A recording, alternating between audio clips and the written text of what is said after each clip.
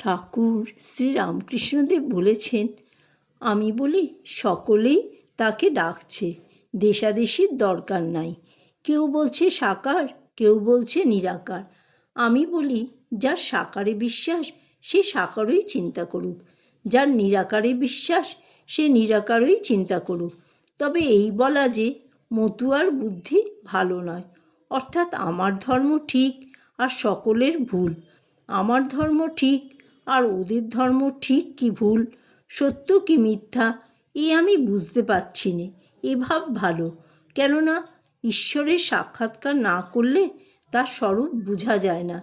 হিন্দু, মুসলমান, খ্রিস্টান, শাক্ত, শৈব, বৈষ্ণব, ঋষিদের কালের ব্রহ্মজ্ঞানী ও ইদানিং ব্রহ্মজ্ঞানী তোমরা সকলেই এক বস্তুকে চাহিছ, তবে যার পেটে যা সয় মা সেইরূপ ব্যবস্থা করেছে।